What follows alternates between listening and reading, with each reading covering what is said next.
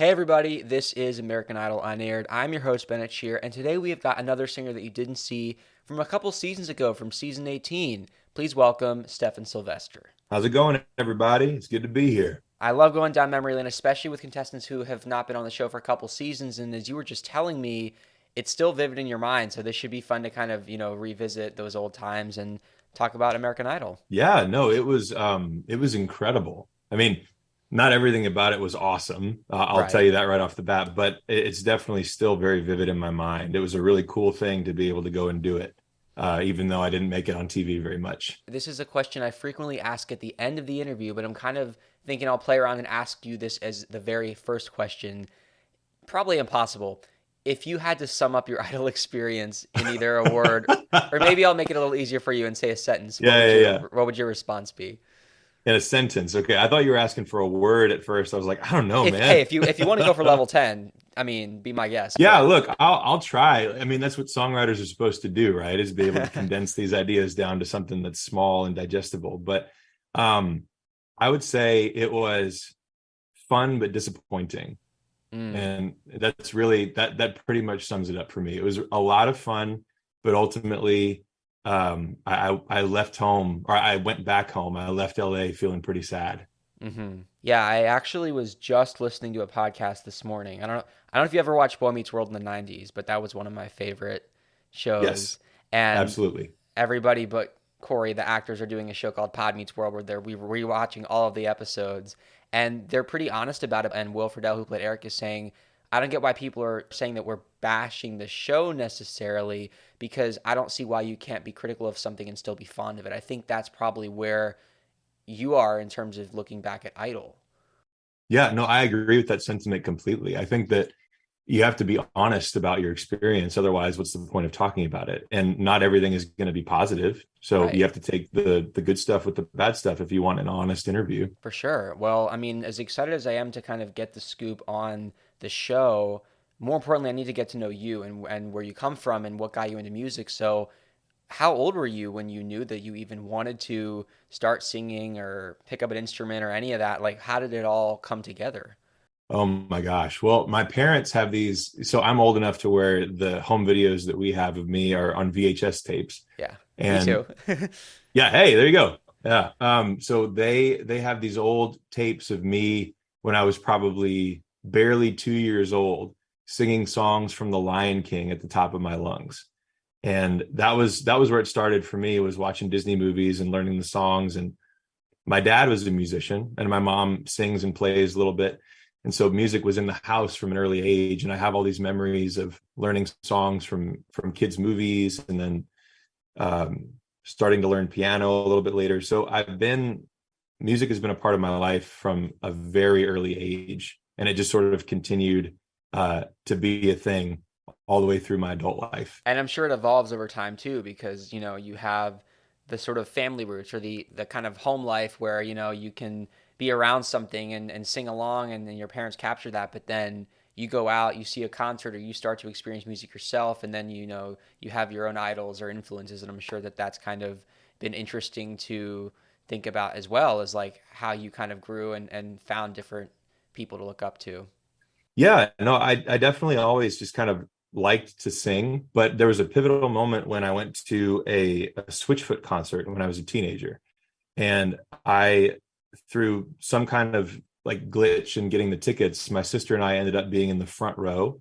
And I don't know if you know Switchfoot's music at all, but like um there was this song that was really popular when they first blew up, called Dare You to Move. It was like, I dare you to move, these California Hmm. guys singing about um that type of thing. And the lead singer leaned out into the crowd, and since I'm tall, like I'm over 6 feet tall, he grabbed my hand and was singing directly into my Wow. face. And I remember thinking, like, yeah, I'm gonna do this one day, as I'm singing the lyrics back to him. That was the turning point, I think, for me, when I started thinking about music as something that I wanted to do as a career, and not just something fun that I did because my family encouraged me to. Well, it's like you have that real moment of watching somebody else do it for their career, and you're not just hearing about it, you were watching it with your own eyes. It's literally tangible because the guy is taking your hand and making you feel the music, literally. Yeah. Literally tangible. Yeah. And then to Yeah. have Yeah. that Yeah. crowd, I'm sure it's just like that, and an artist doesn't just crave to make music, they crave for people to listen to it. And that's what you experienced in that room. Exactly. And it inspired me for sure. I mean, since then that has sort of kicked off all the musical endeavors that I've gone after since then. But it started with me just playing in coffee shops. You know, Hmm. that was a thing that I did when I was a teenager, and then it continued when I was in college. I was pretty bad at first, I'll be honest. And like my self-assessment, I think was I was bad. I was not good at it, but I still loved it, and people still showed up and wanted to listen, and they're still doing that today. It's funny because when people say that, when artists say that, you listen to their music. I was just telling you, I mean, the song that we're going to play at the end of this interview of yours, as a fan, you can't possibly imagine somebody so talented ever being quote unquote bad. But as the Oh my artist, gosh. you Well, track your own progress and you can say, well, like, back in the day, I was doing this and that. I mean, I don't know if yes. it's just the vocals or the overall quality of the recordings that you made, but what's the assessment there? I mean, why would you say that things weren't as satisfying to you now as they were maybe when you were starting out? Oh, this is all just in hindsight. I mean, at the time, I thought that I was great, and considering, I mean, I was pretty good. But I've always been my own worst critic when it comes to doing anything creative like that. And I think every artist who's taking it seriously would agree. You are your own worst critic because you hear everything that you would do differently, especially if you're looking back at things that you did years ago. And so for me, I think I I try not to be as honest as I could be about assessing music that I've put out before, or even music that I've put out today, because I still can find things to be critical about. Because you're just chasing this goal of, I want my music to be as good as it possibly can be. And you'll never get there, but people will come up and say what you just said, which is like, oh my gosh, your music is amazing. And instead of telling them all the reasons that I don't think it's as amazing as they do, I just take the compliment, Right, of which is something course. else I had to learn to do. That journey of sort of starting in one place and getting to another place where you're kind of like, wow, it must be pretty cool to just kind of say, especially if we bring it back to the Switchfoot moment when you're like, this is what I do. And I've had a career. I've had the time to actually say I've gone from this first album to this album and to kind of watch your own progression as an artist. Yeah, that is something that I have had to take time to think about and appreciate, because you can get lost in ambition and just chasing different things with music and trying to make it happen for yourself. Which is sort of why the American Idol stuff happened in the first place, was I was just looking for more opportunities to do music on a bigger stage. And it definitely gets lost in the mix of chasing all that stuff. That, wow, I've actually come a long way, and I should be thankful and grateful for that. And I definitely am, although it's hard to step out of the moment and be like, wow, I used to have so many notes that I could be critical of that I would sing, and now look at me. It's Yeah. it's kind of fun to do that, but I have to remind myself, like, hey, you've come a long way. Like, don't be so critical.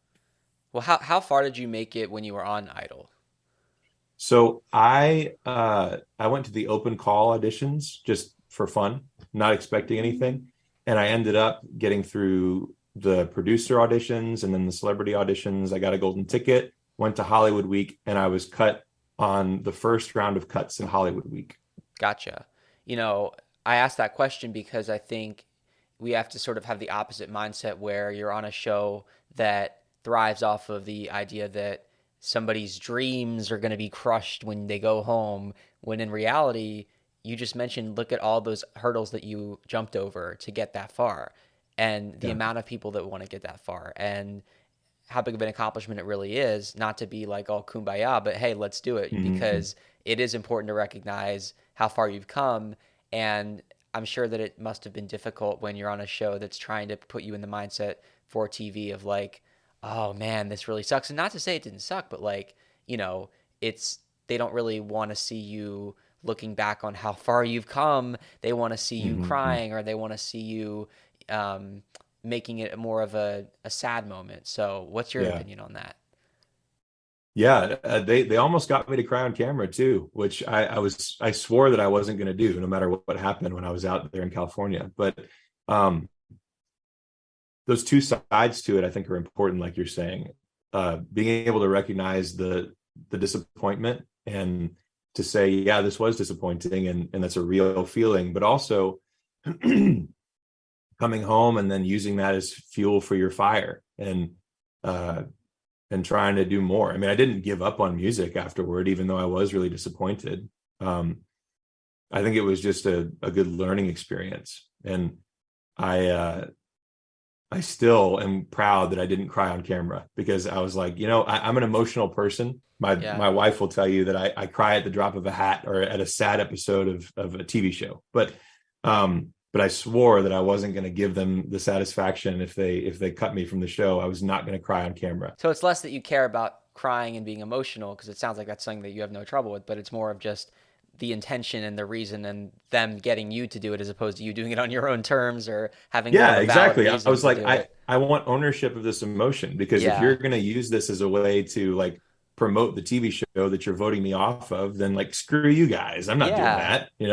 Yeah, no, for sure. And it's interesting when the show goes live, they can't control the contestants as Mhm. much, because they can't edit somebody's live reaction. And for the most part, I mean, I don't think anybody's really ever broken down to the point of like, oh my God, this is a TV moment. Look at this person; they're uncontrollably sobbing. Usually, the contestants are just grateful to have gotten that far. They know that this is a platform that has changed their life, no matter what, and then they get up and they keep going. And I think, at that point, that's the authentic reaction when the shows are live. Yeah. And I feel like that was kind of where that was coming from for me too, was I wanted it to be more about um, the things that I'm trying to do as a musician, and not necessarily about giving the show more reasons to look at me with the cameras.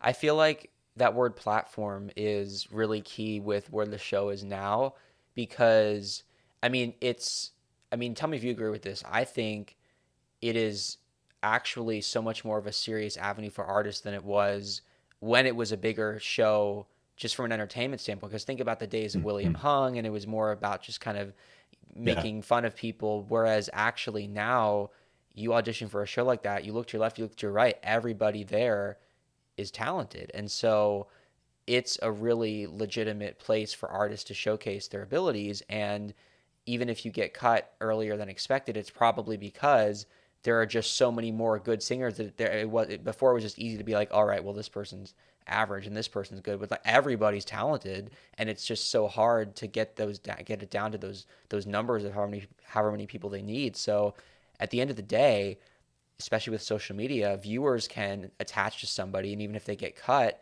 we've got social media, we've got ways to stay in touch with that artist, and even hmm if you don't get aired, people hear that you're on American Idol. I mean, the town finds out about it, and the followers that you have, you tell them that you were on the show, and just that brand alone kind of gives you the platform to take your career to the next level, no matter how far you've gotten.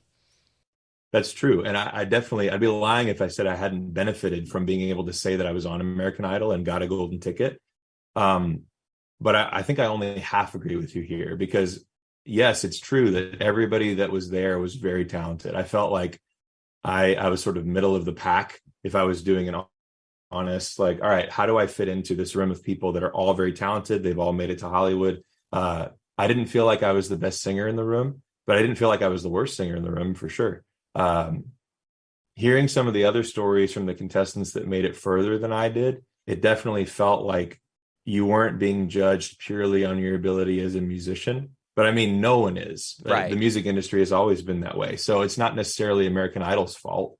But I think that I sort of looked around and thought, all right, so I'm a dad, and I I do music because I love to do music, but I'm not really thinking about branding necessarily. And that's changed some since the show because of this experience. But I looked around the room and thought every one of these beautiful looking teenagers probably has a TikTok, and and this was 3 years ago. I mean, this was The rise of before. TikTok. Exactly. Before it had become such a huge tool and another separate platform that people use to further their music career. But I looked around and thought, if I can't just be judged on my ability as a songwriter and a singer and a performer, then I don't know if I really have a shot here. And Mm. it turned out to be correct. So yeah, I get what you're saying about it being a platform for musicians more so than it used to be. They definitely, I didn't see anyone get made fun of by the judges or anyone get unjustly criticized, let's say.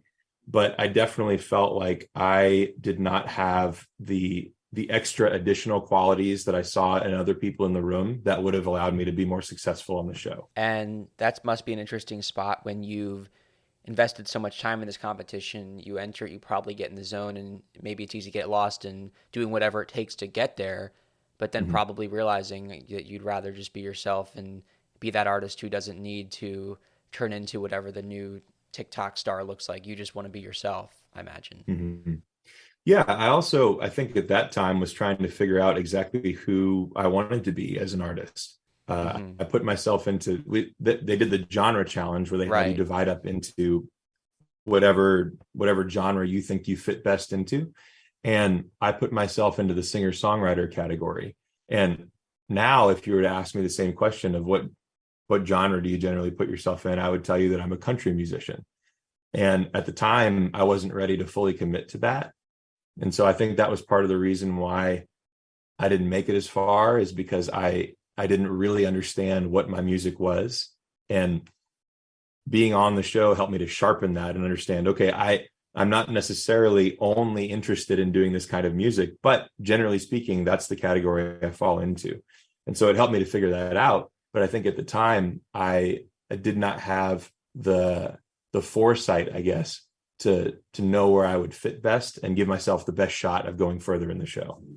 It's always interesting hearing about, oh, like I maybe didn't know who as much of who I was back then because as I kind of said before, like even just listening to your music, and I'm not sure when that song came out, but as a fan, as a consumer of music, you kind of listen to an artist and, you don't necessarily think about, the fan doesn't think about everything that's gone into that artist's journey and where they were 2 years ago versus now and like how every year makes a difference. And it's kind of like Mhm. we get so accustomed to just looking at somebody and judging them off of the whole package from their first album to what they're doing right now, and we're not as Yeah. attentive. Like, I mean, you talk about sort of the criticism that you place on yourself, we're not as attentive to it, and so like we don't necessarily think about like how much can change in that short period of time. Because I mean, even though you were on and filming that in 2019, that 3 years still does make a difference for any musician. Yeah, absolutely. I mean, I'm definitely living proof of that. But I I don't think that I'm scared of criticism or of people judging me based on first appearances, like judging the book by its cover. It's like fair enough. I mean, if you haven't heard my music before, how else are you supposed to judge me? But I would have killed to get a little bit of good, solid, constructive criticism from the folks at Idol. That was the one thing that I felt like was missing from my experience. Was I did not hear anything from the judges that would have helped me to discover myself as an artist and take that information and use it to help my career get better or improve. I I definitely felt like all of the constructive criticism that was helpful was going to the folks that the judges had already sort of decided were the ones that they liked, which fair enough. It's, I'm not faulting the show for that, but that's definitely the impression that I got. Hmm. Well, I want to kind of go through step by step the different rounds, and obviously it took a few before you got to the judges. So, Mm-hmm. when producers kind of saw something in you, what do you think it was from their perspective that made them want to put you on the show? Oh, they told me. They actually explicitly told me the reasons why they wanted me there. So when I went up to Nashville and got to meet with them, it's this tiny room that you walk into, and it's all the behind the scenes folks for the show that you don't see on screen. And I played that same song that I sent to you, which that's a newer recording. I made that recording earlier this year. But I played that song, just me and my guitar acoustically for the producers. And they told me immediately, they said, okay, we love your look. We love your performance. We love your confidence when you're speaking to us. We love the lyrics of your song. And we love your voice. And they told me all these things that they thought were great.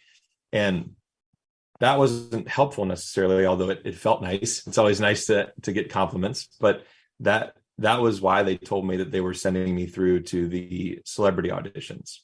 So this all happened in Nashville before I even saw the celebrities. And it's weird too because I'm like so accustomed to 90% of these interviews being post COVID era where they're still doing the virtual stuff. And this is back in Mhm. like, now you could call it the olden days where you actually had to go to in person auditions. And so I'm sure you're Oh like yeah. waiting in line and getting that more traditional kind of, not just idol, but anytime you're auditioning for something, Mhm. I wonder, did you get a chance to really interact with other contestants or meet people that were all trying out for this or? Yeah, both at the open call auditions, which were here in my hometown in Mobile, and then also at the ones in Nashville. There were thousands of people in both places. And of course, we're all musicians. So the folks that brought their instruments, obviously, at certain points during the day, brought them out, and there was a lot of singing and a lot of good camaraderie. So that part of the experience was cool. And I think that was the final season where that was part of it. It seems to sort of be coming back now, but I think they're getting the majority of the people for the show from, like you said, the virtual interviews. So it was nice to get that experience that I'd seen on TV before of there being tons of people and we're all there and waiting in line forever and ever and getting to meet one another. Because they had the bus, right? The Idol bus that came to Alabama. That's right. And they stopped at the big convention center in the downtown part of Mobile. And I stood in line. My brother and I went to the audition. He came with me just for fun. And we stood in line, I think, for 9 hours before we saw the folks there. It was pretty cool. It was, I mean, but it wasn't 9 hours where I was just thinking about how boring it was. It was 9 hours of getting to spend time with everybody else who's doing the same thing you're doing. So then you go to Nashville where you actually get to meet the kind of head honchos, right? When that's when you know you're Yes. going to see the judges. Yes, for sure. And that I was much more nervous about. I was hardly nervous at all singing for the folks at the open call auditions, but at the producer audition, I walked in and was pretty nervous, but played the first note, sang the first line of the song, and then I was good because that's what I'm used to doing. But but I definitely felt like that was because I didn't expect to make it any further than the first audition. I thought we're just going to do this for fun. I'll take the day off of work, whatever, it doesn't matter. I'm just doing this on a whim. So when we went up to Nashville and they actually gave us a date to be there and said, "Hey, you're going to be interviewing with the people that run the show behind the scenes," that was a little nerve-wracking. But again, they had nothing but compliments for me. And I was very pleased to hear the feedback from them. And they were excited for me to go and meet the celebrities, which was cool.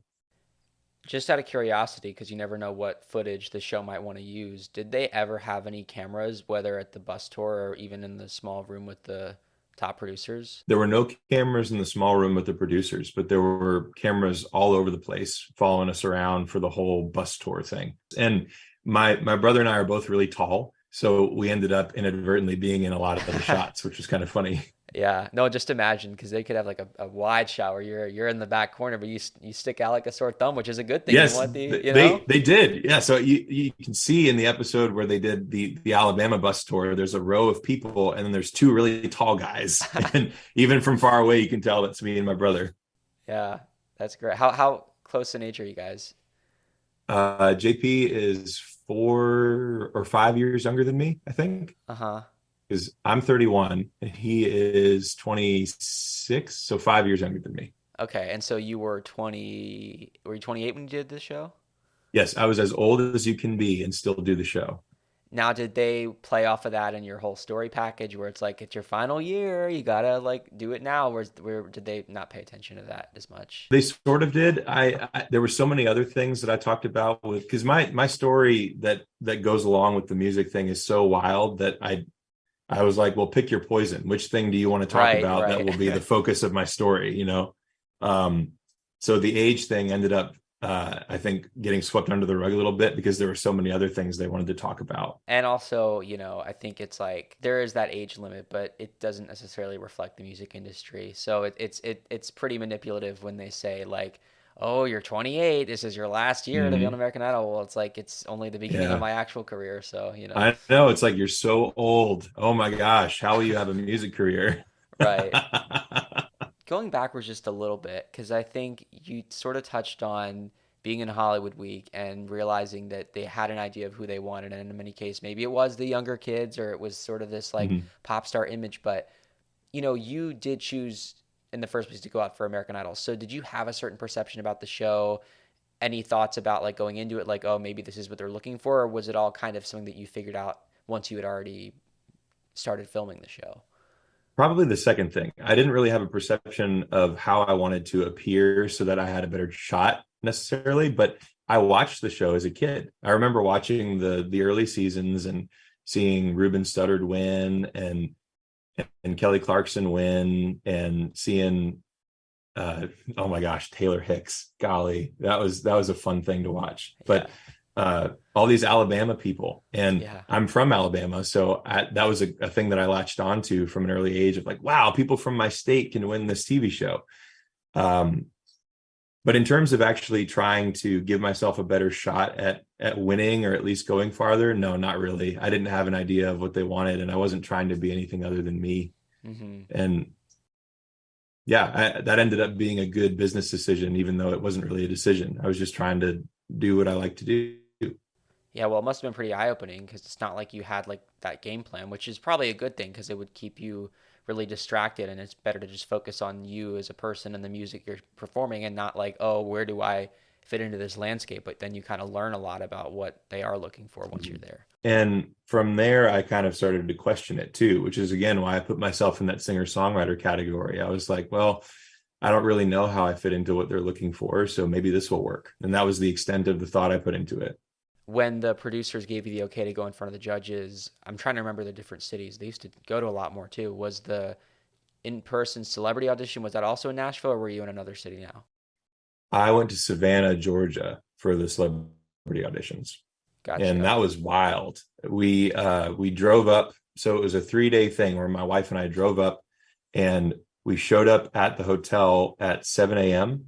and we did not leave the hotel until 1 in the morning. So it was a long day. But it was fun. And that was where I got to meet a lot of the people that I'm still friends with today and who I'm still connected with musically today. We were all there in Savannah, and they actually had me go dead last. I was the very last person to see the judges. Oh, wow. I don't know why. They never told me why or what the reasoning was, but they kept pushing back my time until I finally was like, all right. And I went to talk to Patrick, who's one of the people that's been on the show forever and ever, and he sort of runs things on the ground. I said, man, come on, just tell me when is my slot? And he kind of looked around and was like, okay, you're going to go last. There were a lot of decisions that felt kind of funny like that, where they're not giving you all the information. Not a criticism. There wasn't a lot of transparency about who's making the decisions and why. We just sort of went where we were told and did the thing. For sure. Yeah. And a lot of running around. I mean, there's the audition itself, but even though you had to wait all day, I'm guessing that you did a lot of filming when it came to interviews and B-roll and things like that. Yes, there were 1,000 different things that they wanted your reaction to. So they had different hotel rooms that were set up with different shooting spaces or sets, and they would just take turns calling us down there to, excuse me, to give our reactions to other people that were being featured in a more prominent way on the show, or to ask us about our lives and have us talk about the story they were going to try and tell as they featured us. So there was a lot to do, but it was mostly just waiting around for those 5-minute sections of talking to the people who were filming you. You talk about the story angles. I know we touched on it a few minutes ago. So tell me about what these producers wanted to discuss with you as there was a camera in front of you. And first of all, I don't know if you'd ever done anything like this before, how you felt about like, you know, opening up about, I don't know how personal it was, but just kind of opening up about your life to a camera for a TV show. I'm sure a very different experience. Yes, it was. I was, man, there's so much to say about this. I was fairly used to opening up emotionally. That's never been a thing for me. That's part of why I got into music and songwriting in the first place, was because I'm comfortable with that part of myself. But doing it in front of a camera was super weird. That was something that I had never done before, at least not to this extent. And when you first go and do the open call auditions, you have to fill out this like 3-page thing with all these details about your life that you think are important and relevant for the show. So I filled all 3 pages. I mean, there was just a ton of stuff to talk about. So my wife getting cancer right after we got married, or being diagnosed with cancer, and that being a motivator for me to write songs, or coming from a family of 10 kids with like crazy religious parents. And if my parents are listening to this, I don't think that you're crazy, just, but um but that was the angle for the show, is like, hey, you're from this, huge religious family, and that's all of y'all sing, it's part of your life. Talking about my struggles with sobriety and substance abuse. And I was about 8 months sober when I first went and did the celebrity audition. So that was something that the producers were interested in too. And then just starting our family early. My wife and I have 4 kids, and it's like, haha, you come from a big family. That makes sense. So there were all these different angles that I mentioned. And the one that they focused on the most was the fact that I was from a big family. And I got the most questions about that one in particular. But honestly, the only reason why I mentioned it all is because I was trying to be honest. Like we talked about a minute ago, it's like, hey, this is actually who I am. And if you want to talk about the music, cool. But here's all these other aspects of my life that have something to do with that either pushed me to write, or were part of my musical upbringing, or were something that gave me stuff to write songs about. It was all part of it. They sent a film crew to my hometown. It's next to Mobile. It's called Fairhope. And they sent a film crew down here to follow me around all day after that interview with the producers. Or I think actually, no, I'm remembering incorrectly. Probably after you got the yes to Hollywood. Yes, after I got the yes to Hollywood, after I got my golden ticket, which I can tell the rest of that story too if you want. But they sent a whole crew of 6 people to follow me around all day and to get all these details about the substance abuse stuff and the cancer patient stuff, and the fact that I work for a church. That's my day job. I'm a youth pastor, and that's still my day job. So I've been doing it for a long time now. But they got all this footage and then didn't use any of it. None of it made it to air. Yeah. That's pretty, that's got to be like a weird experience, because they do probably make you feel like a star. I mean, cameras are on you all the time, let alone you were one of the people. I mean, they don't just pick anybody to follow around with a crew at home. That's And true. it's Yeah. like, you go to Savannah or eventually LA, wherever they're filming, and it's like a lot of people describe it as an out of body experience because you watch the show on TV and now you're walking onto the set. But for them to then come into your world, which usually you would separate the two. It's like, okay, well, when I'm done with this show, I'm going to go back home to whatever my life was before. And now the worlds are kind of colliding because there's cameras in your face. That had to be pretty surreal, for better or for worse. It was. It was awesome though. I mean, my family got involved and they were all around for the day, and we enjoyed it. We made a whole fun day of it because they wanted to get a lot of footage of me with my family singing, or me hanging out with my kids. And it was great. I mean, it was really wholesome, or I thought it was really wholesome content. Yeah. So if anything, the only thing I was thinking at the time was, wow, this is going to be great on TV. Like, this will be a great story. Yeah. And so I felt bad that they didn't use it, more so for their sake than for mine. It's like, I wasn't really trying to be famous necessarily. I just was glad that this story was going to get out there and hopefully touch some people's lives the same way that you want to with songs, It's like if there's other families that are like yours, or anybody that can kind of relate to any of your experiences, that feels good for them to watch. Exactly. Yeah. So I was hopeful that would be not just a wholesome moment for people to see on TV, but a springboard for me to be able to turn music into a full-time career, which I haven't quite been able to do yet. But that's part of why it was so disappointing coming home from Idol, was the fact that I had all these hopes about, all right, this will be the jumping off point for me. This is where I can fully move into being a musician full-time. That's what I've always wanted to do.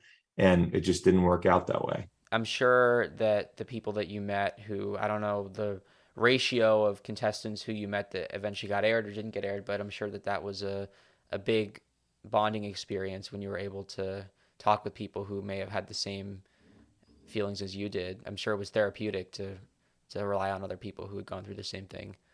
Yeah, absolutely. I think I got the most sort of catharsis about all of it talking to my friend Haley for Holland, who was on the show. Mm-hmm.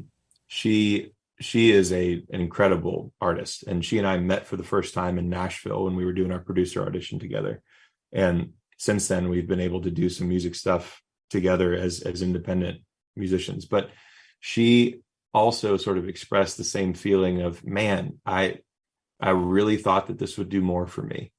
And you don't go on a TV show just thinking about what it can do for you. You go on a TV show because of the experience and because of the connections and the people that you'll meet. And all that stuff was great. But I think we both had this idea of, this will be the thing that takes my career to the next level. And for both of us, in some ways, it really wasn't that. Is it the kind of thing where over time you sort of look at the other things that you've been able to do still because of the show? Like, because I know you said in the beginning, like even still having the brand, like it still made a difference.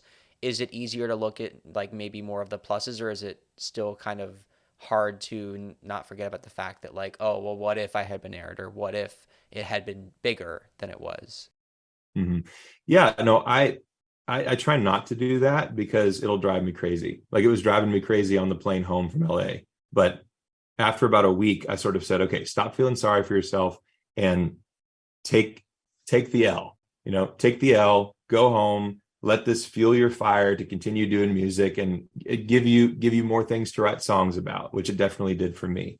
So when people ask, what was your experience like on American Idol? I don't just mention all of this negative stuff. I definitely say it was a great experience, which it was. But the camaraderie effect worked both for just being there with other talented people. And then once I got cut, being able to commiserate with the other folks that also got cut. So that was part of building those relationships too, I think. Can you tell me about some more of the people that you met throughout your time at the show? Yeah. So um, let's see. My buddy Peyton Aldridge was one of the first people that I met because I could hear his accent from across the room, and I knew he was from the South too. He was just on The Voice this season, by the way. Yes, that's right. Yeah, we Yeah. we we write songs together. We talk a good bit. He and I are buddies. Hmm. But when I first met him, it was because I literally heard him speaking, and I was like, "Oh, Southern guy, got to go meet him." And I also met Grace Lear while we were there. She's amazing. Sophia Wackerman, who I think goes by Sophia James now, she is Hmm. unreal, just an unbelievably good artist. Um, and I'm gonna forget so many folks who are gonna be mad at me now. But Jordan Jones was amazing. He's a sick keys player, dude. He's really, really good. Um, Dylan, who I think Jeb also mentioned, was also fantastic. He was a really, really inspiring dude. Um, there were just tons of really talented people there, man. I think Haley and I sort of clicked the most, and we still click the most. We write a lot of songs together, and Peyton and I still write together. But it was just so cool to be in a big room of people where I didn't feel like we were fighting with each other or that we were really in competition necessarily. We were all just trying to do the best at what we do, and we were all happy to be there. I am so curious what your frame of mind was. Of course, how much energy you had. I'm sure there was adrenaline, but then maybe also some exhaustion because you're there for what, 12, 15, like 17 something hours before you finally got to go in that room and sing. Yeah. And that was the most nerve-wracking part of the day, was just knowing that that's coming and I just have to wait. There's nothing I can do. Um, but the actual experience of going and doing the audition for the celebrities still feels like a dream. Like it didn't really happen. It was like an out-of-body experience, like you were talking about a minute ago. And the set, like I think it's especially like the way that they make it look, and I mean any of these shows, but like I mean the production value is such that it's such a, maybe it's the color scheme or like the ways that they make it look where you know you walk onto the actual floors of the room and you see the desk in front of you and the wall behind you, and it's like you probably feel like you're like, wait, I can actually, like, we talk about tangible, I can actually like touch the set and I could shake their hands if I wanted to, and there's the camera Yeah, right there, and it's like, what is happening? it was amazing. So I walked in to do this thing with the celebrities, and you walk and stand on the logo. Right. And so I went and stood on the logo, and that's it. So there was a beat of silence where I was just looking at these three people, and they were looking at me, and I did one of my like, "How's it going, y'all?" Just like folksy Southern kind of like, "It's nice to be here," and that made Katy Perry laugh. So she was, I was trying to get on her good side, I think, from the beginning, but Lionel and Luke both really liked the Home to Alabama song that I did. And I don't even remember if it was any good. Like, you know how you judge your performance after the fact, and it's such a blur that I can't give myself a grade about whether or not I actually did it justice because it happened so quickly. But I think I did a pretty good job. And Lionel and Luke both really liked it. Lionel and I had the connection of that he's from Alabama also, so we talked about that for a second. And Katie ended up giving me a no, but I got 2 yeses from Lionel and Luke, so I was able to go through. But the whole thing, again, felt like a dream, like it didn't really happen. Like I walked out of the room and I was like, man, I know that happened, but my brain is trying to tell me that that did not actually happen in real life. Like it was that type of thing. Wow. And I can imagine too, like, see, some people would go into that situation and it'd be hard to cope with the pressure of knowing that you're being filmed. And then it's all so surreal because you know it's such a big deal, the cameras, and you could be on TV. But like, what takes over, you know? Like, is you said it feels like a dream.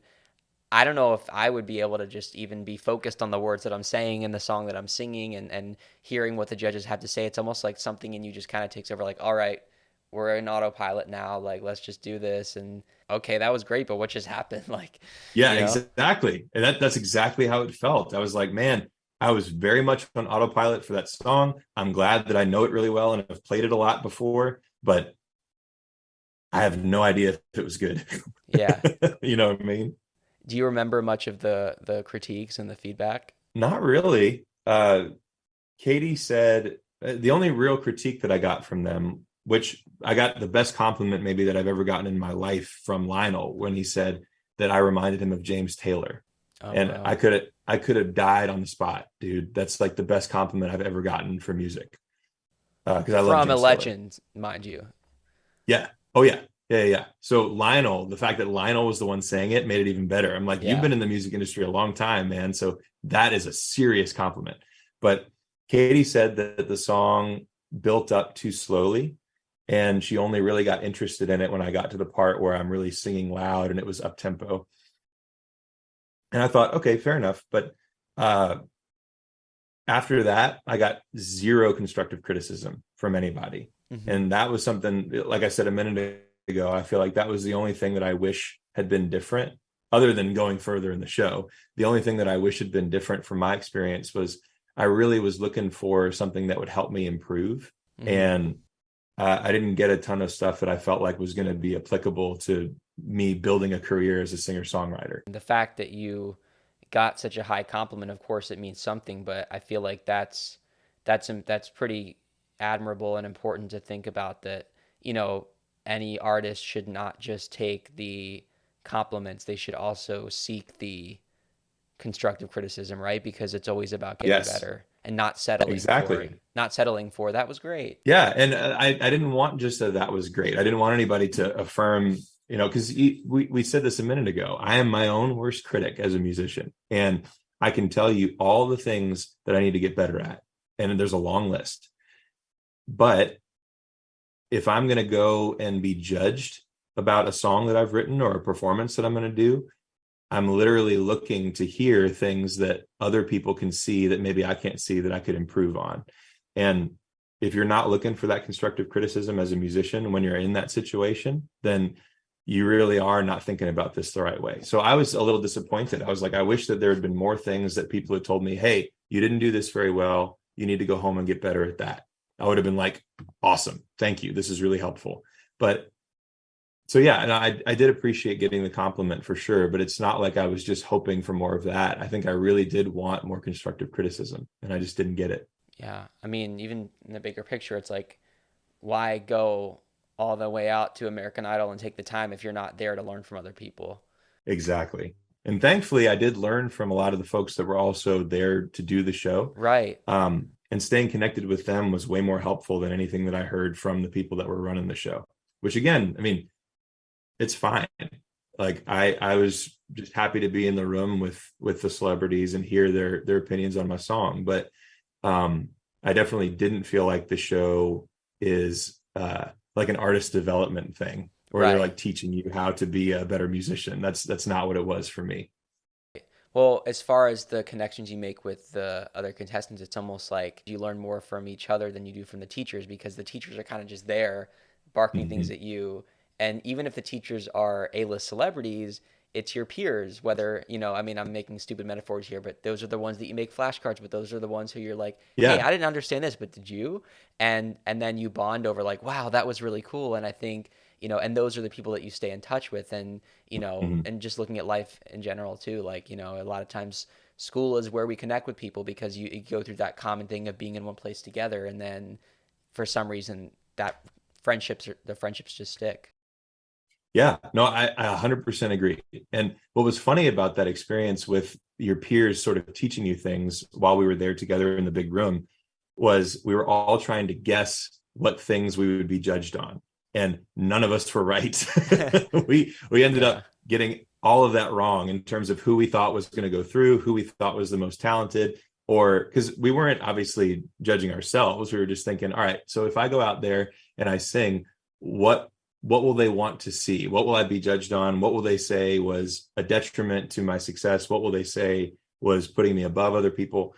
And apparently, from what we could see, we got all that stuff wrong, because a lot of folks that we thought their performances either didn't go well, or we thought that other people did much better than they did.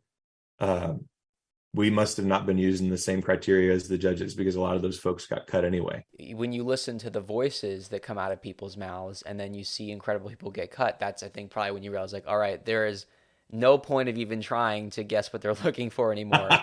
Right? Right. Yeah. And it was also kind of sobering for me too.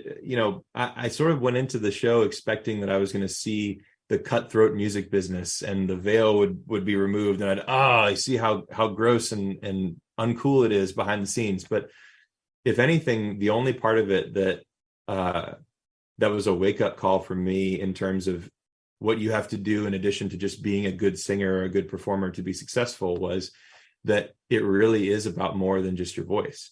Yeah. And that was a tough pill to swallow for sure, but I think it was a good and healthy thing to learn in that Hmm. environment. And I definitely have taken that and tried to run with it. But I think there's also kind of a line between, what works for the sort of TV competition contestant and what actually works in the real world because on TV they make it all about, oh, you got to be this pop star with this huge personality and everything. But for an actual working musician, for people who really care about music and finding real artists, not to say that like a pop star isn't a real artist, but you go to a venue, you hear, Oh, we all know what you're saying, Bennett. yeah. You're not a real artist. Oh my God, Justin Bieber, get out of I love it. Sorry, I didn't mean to interrupt. No, no, no, no, no. That was great. That would make a good like reel for our Instagram page. Just Yeah, the you're welcome, social media. yes. Oh my God.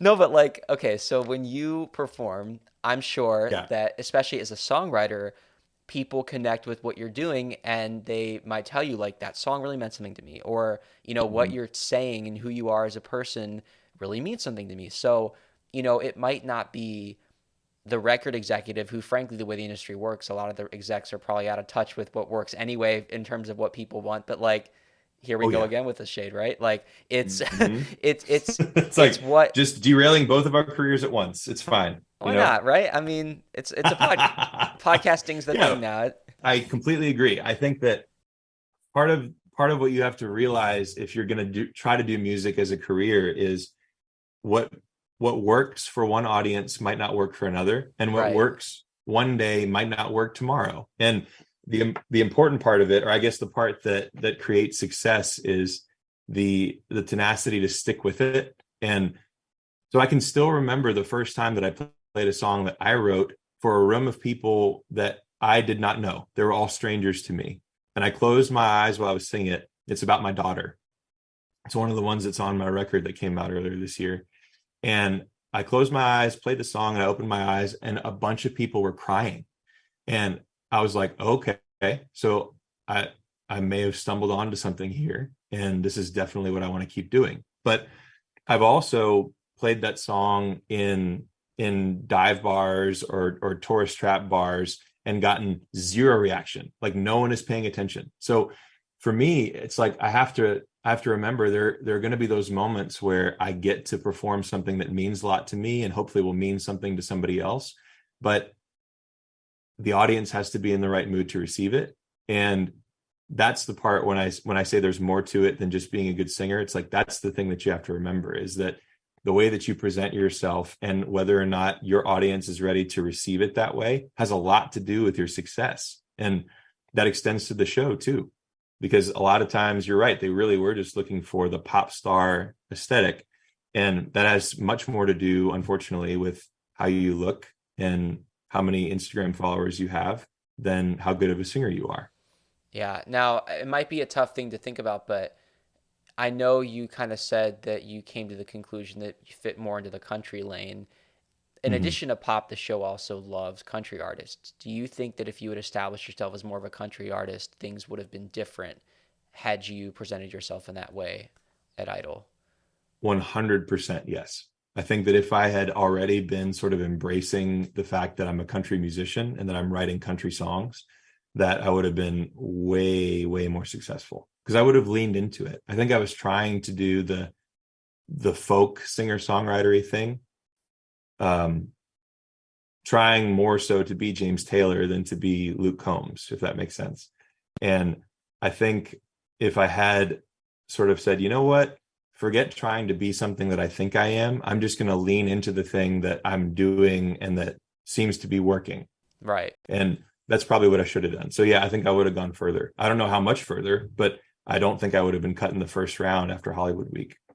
So you get to Hollywood Week, and this is the first year that they're doing the genre challenge, which is it's pretty much the same format as all the seasons where they've got so many people that they put you guys into lines and then just go cut, cut, cut, cut, cut. But did it throw you for a loop knowing that now you actually had to put yourself into a specific lane? Kind of. I mean, that was the most uncomfortable part of Hollywood Week for me, was having to decide. And nobody was giving me any advice about it. Not that I was expecting it, but I had no one to say, hey, you probably fit best into this category. I just had to decide for myself which one I thought I fit best in. Um, and I think that's probably the biggest decision that I would change. Maybe song choice too, because I sang an Adele song trying to be different and stand out. I don't know if I would have done that either. But again, this is all just sort of conjecture. I'm not sure if any of that would have changed anything, but I definitely did not feel like I had found my niche right when I was doing that. What song? I played Set Fire to the Rain. Oh, wow. I'm so curious to hear the arrangement. Well, do you want to hear it? I got my guitar right here. We I want can it? play a couple bars of it. I would Yeah, love I that. don't mind. Here. So I did it in this key, and I hope this is in tune. Let's see. Yeah, it's close enough. So I set fire to the city, watch it burn as I touch your face. When I felt something dying, I heard it screaming out your name, your name. I set fire to the rain, and I threw us into the flames. When I felt something die, and I knew that this was the last time, the last time. I'd stream that version over Adele's. I'm going to get in trouble again. Who cares? Man, I have to do that all the time when I play a song that is by an artist that I like and somebody says that, I go like, shh, not so loud. Adele might hear, you know? She'll hear all the way But from England. exactly. Yeah, she knows things, man. She knows. But I felt like I crushed the song, but again, I think it was less about how talented or how well you can sing this particular song. And it was more about how well are you fitting into the category we're asking you to fit into. So who knows? Yeah, I mean, I don't know, because now that it's interesting now that you play that, and I think about the whole thing of, oh, well, what if you'd done country? But you did something unique. And so the flip side is you were really standing out. I mean, because there are a lot of country singers.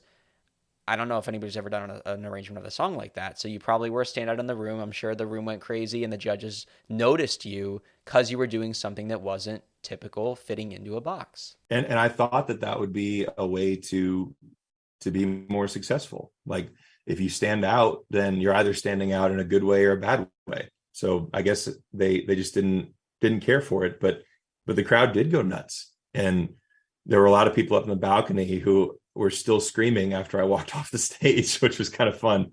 But there were a lot of people that got that reaction, and it seemed like the way that the crowd responded, which is funny. It's like this is a singing show, and if you want to be a successful artist, then crowd response and the way that you connect with people has a lot to do with your success, I would think. But it didn't seem like it changed the judges' minds about anybody.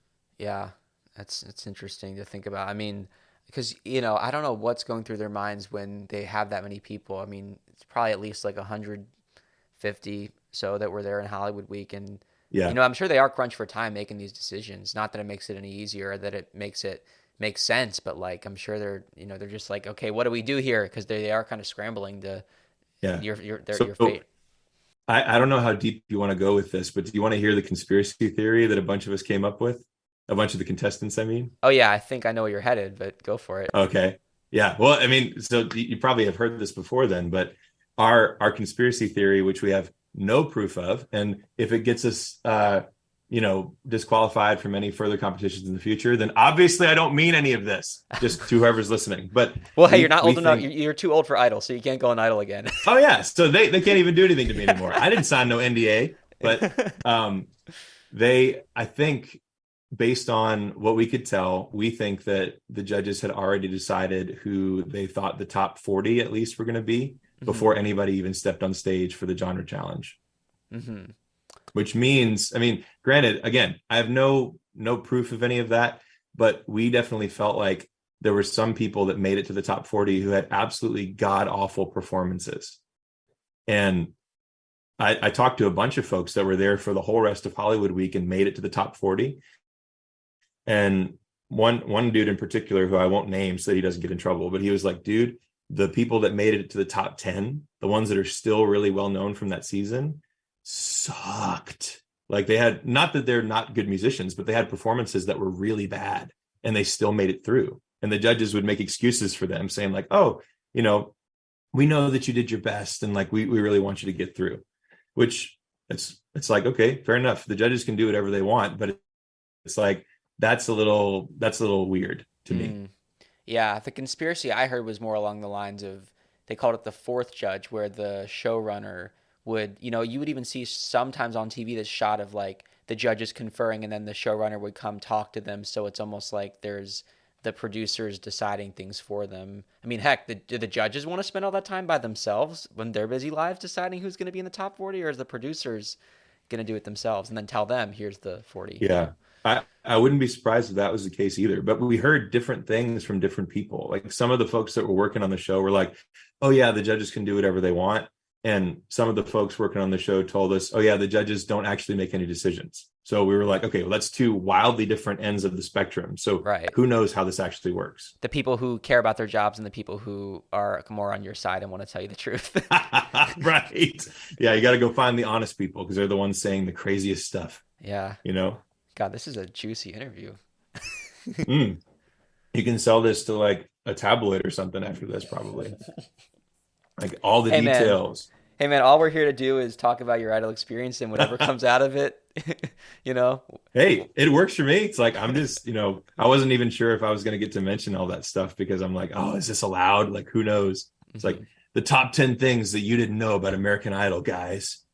There are those books out there that, the unauthorized things that you can find on Amazon or eBay, and there's Yeah. even like And it's like, who cares? Like it's a TV show. And a lot of TV shows are like this. I feel like if you went into it expecting that this was a for real competition that's judged like a competition, then you don't know what it is.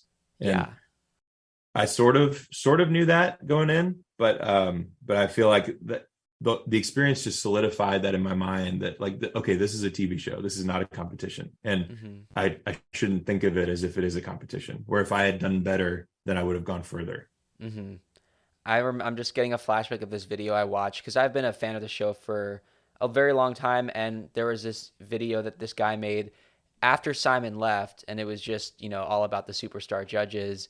This guy's theory was that Simon actually genuinely had the power, like because of he's Simon Cowell, he would like actually vote based on what he wanted. But once Simon was gone, this guy had a compilation of all of the times that the judges during the auditions would look off to the side, and he was able Oh to like man, zoom in on the producer sitting in the corner, and he would like either say, going like this or like that. well, it was just a look. Like even Randy would have to be like, and like he would, there'd be like the look of assurance that they would get, and then he would jump to the next part of the conversation, and Man. he did this funny thing where he would go Segway, and it'd be a picture of a person riding a Segway, just his little That's comedic I'm thing. gonna I'm gonna go find this video. That sounds amazing. I'll have to find it for you. But so okay, I mean Hollywood Week is a whole different beast just as far as filming goes because you're with probably three times as many people and it's, the venue's a totally different vibe, but at the same time, I'm sure that as grateful as you were to just be a part of the show, to meet people in the auditions, you were kind of there for a free concert. I mean, talk about your performance. I'm sure that there were a lot of standouts for you sitting in the audience watching other A people hundred perform. percent. Do you have any that stick out to you that you remember? Yeah, so my buddy, I think Jeb mentioned him too, but my buddy Adam, who's from Chicago, his performance was wild. And there's a shot of me during that Hollywood Week episode where it zooms in on my face and I'm crying. And it was when Adam was performing because it was so beautiful. So he's got a pretty bad stutter. And when he was performing, when he sings, he doesn't stutter. Hmm. And so it was really beautiful. He was performing this beautiful song. He's an incredible artist. When Jordan got up and performed, he hit some ridiculous high notes. He's an incredible singer. Somebody named Mama Yaya, who I don't think that's her actual name, but she and I got along pretty well. Her performance was incredible. My buddy Kevin Rogers, his performance was really, really good.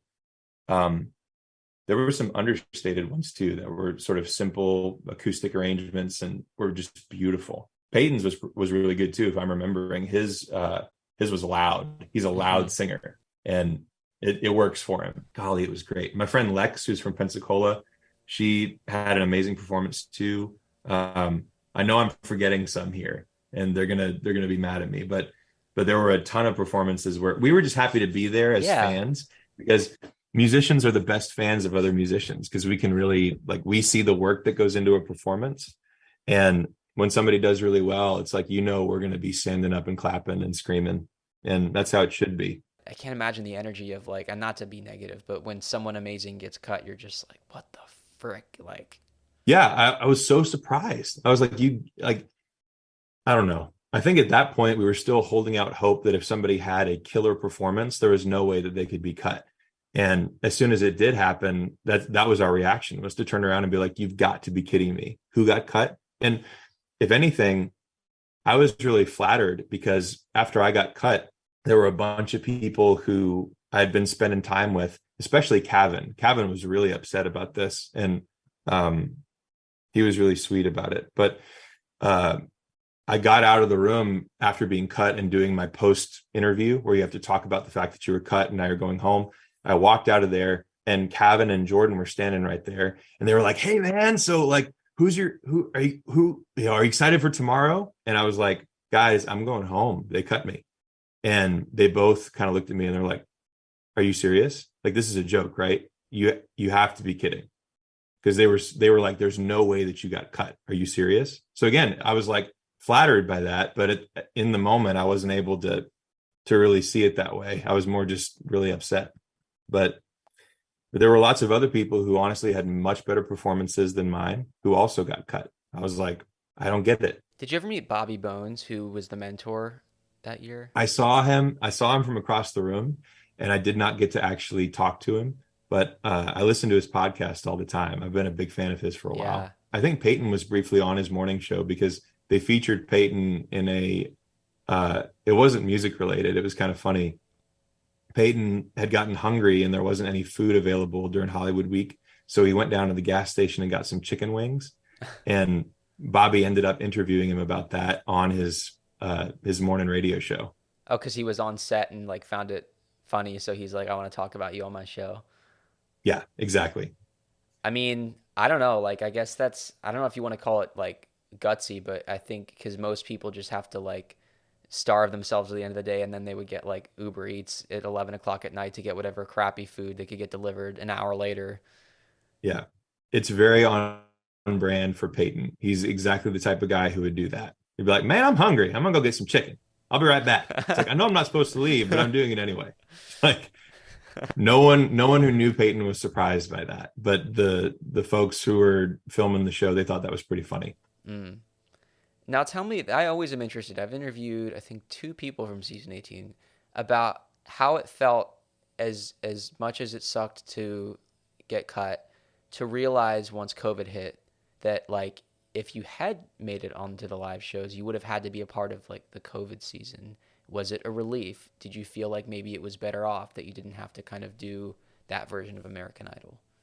From the perspective of how much technology they sent to everyone that they had to learn how to use, yes, because I am hopeless when it comes to that stuff. It's like I understand my live sound rig pretty well for doing sound engineering, but other than that, like having to set up a camera and get the lighting right and the audio, I would have been very lost and needed a lot of help. So in that sense, yes.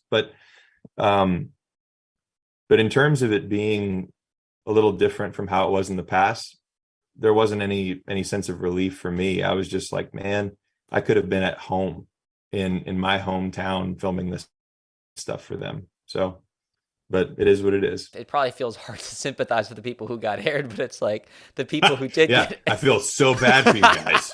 Golly. Oh, that must suck. Oh my God. But no, And I don't they're know. a bunch of them are my friends. Like they Yeah, know like I don't mean this in any way other than yeah, just to be silly, but it's like, yeah, that must be terrible to have to be in the top 20 and film all this right. stuff from home. Gee. No, I know. Yeah, but like I don't know. I guess a little bit of like oh that because they flew him out to LA and next thing you know like the world shuts down and they have to come Yeah. home. No more flashy lights and big cameras for you and seeing the judges in person. Oh well. No, but yeah. Yeah, no, but and you're right. And, like I got to go right back to playing at dive bars and restaurants and singer-songwriter venues, just like I've been doing for years anyway. So um, I jumped right back into my normal life and tried not to let it bother me too much.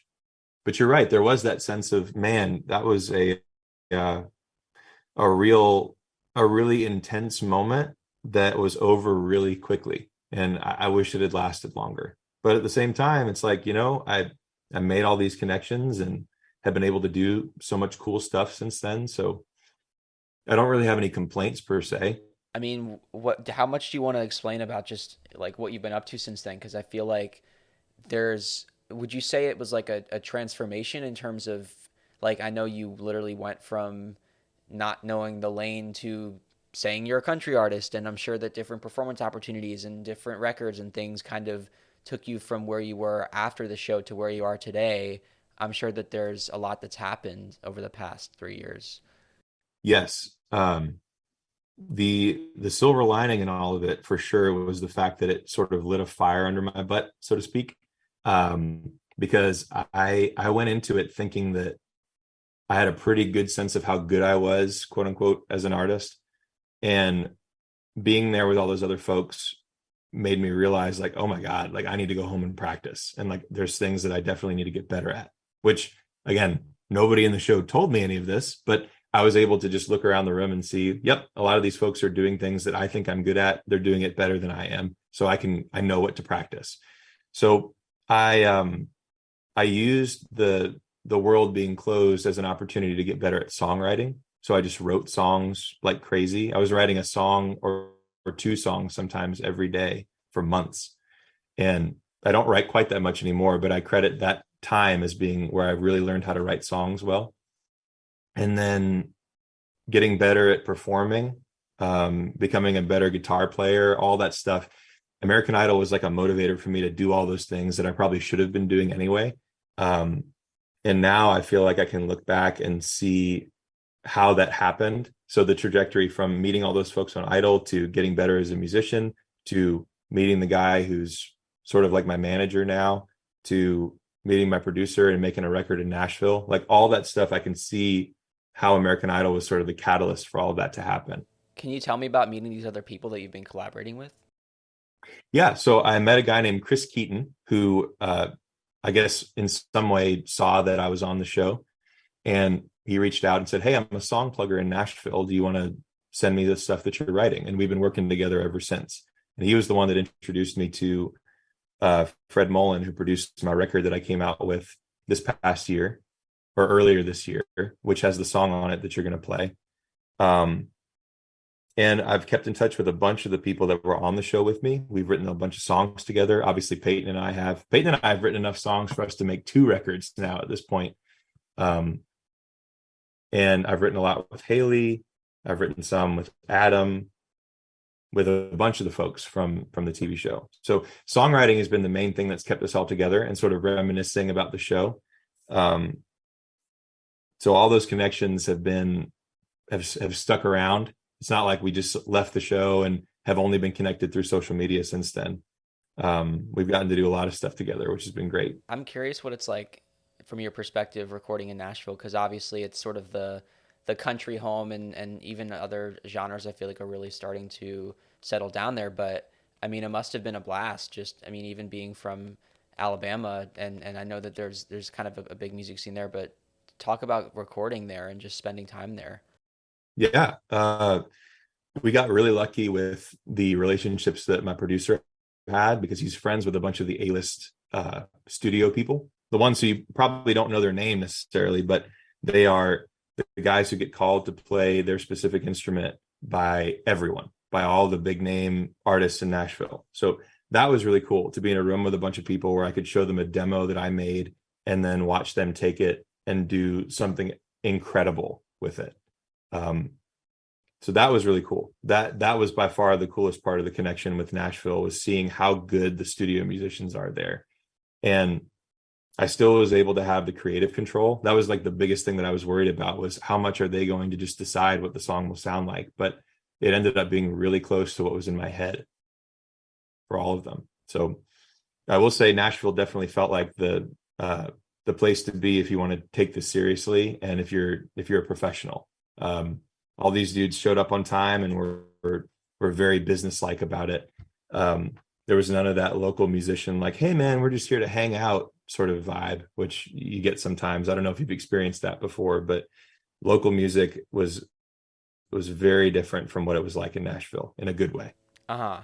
Yeah, and I think what's interesting about Nashville, especially as I mentioned, with more artists from other genres maybe settling down there, is like you think about LA or New York, or the major cities where, you know, they call them entertainment capitals. So you could be a singer, you could be a dancer, actor, model, whatever, and it's sort of just this flock of anybody who wants to be anybody. But like you go to Nashville and the key word is music. So it's like you don't have to wonder, okay, are you an actor or are you a dancer? It's like, okay, you're a musician. I feel like that must be pretty interesting to be around. Yeah, it was cool. If anything, it felt like being in a place where everyone's on the same page about what you're trying to do. And Right. you don't need to explain yourself or try and define yourself even. You just need to say, hey, we're trying to make something really that sounds really good. And it seemed like everybody was able to do that. Everybody that I worked with anyway, they were all really awesome.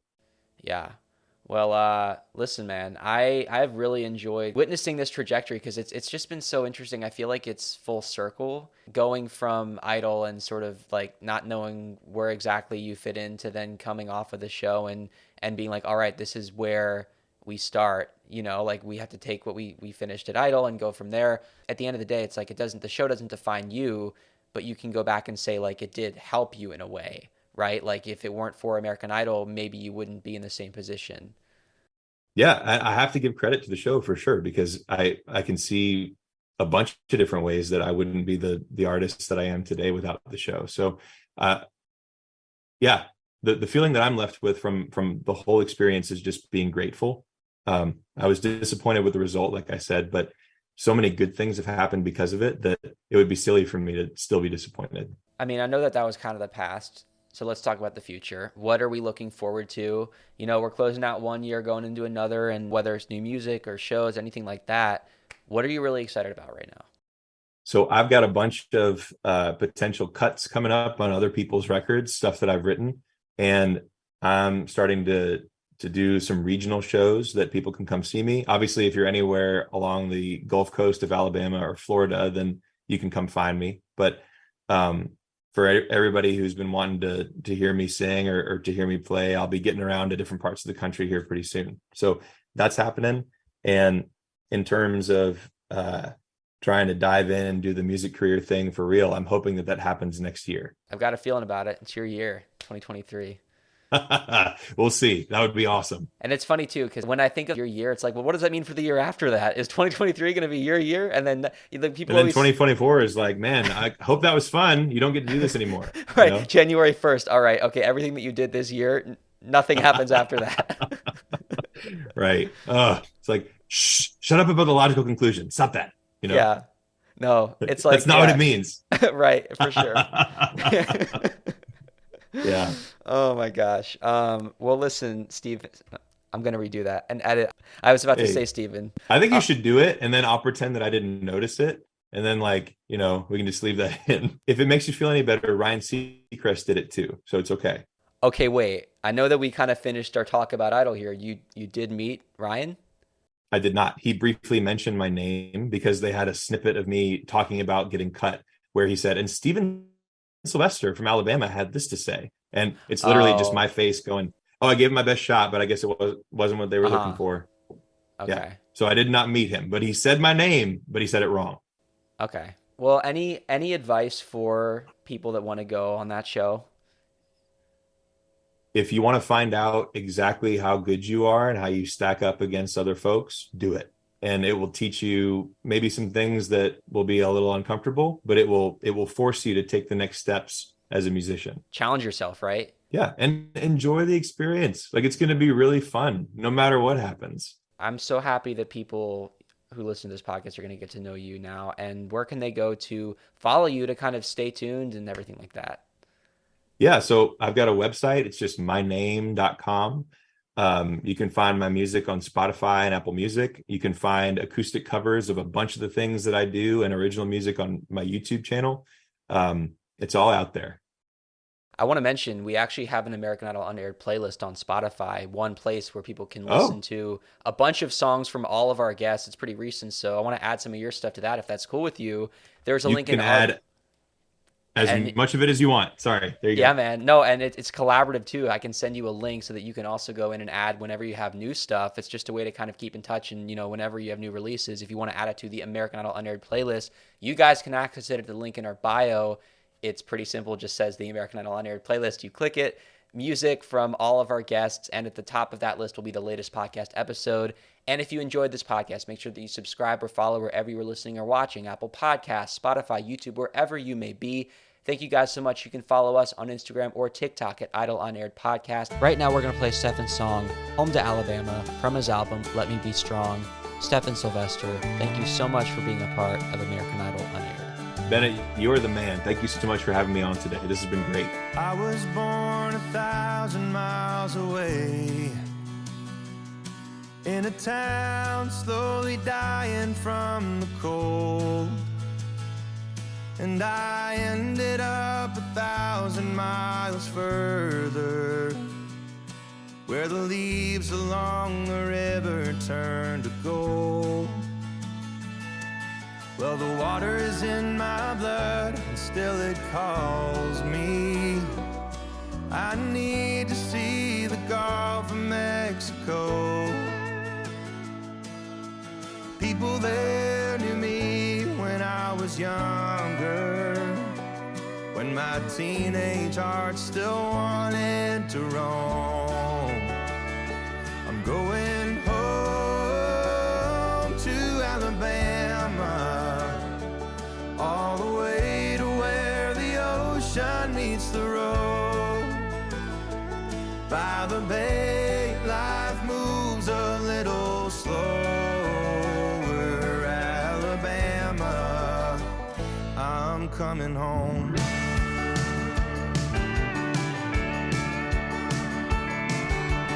Me and my guitar went to the city, where the people throw you change then walk away. And I played out on the steps of the library, but no one ever stopped to learn my name.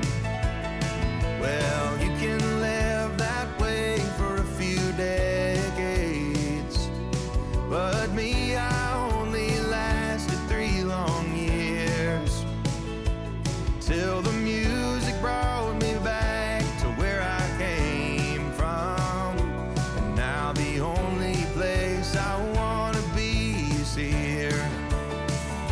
I'm going home to Alabama, all the way to where the ocean meets the road. On the go, life moves a little slower. Alabama, I'm coming home.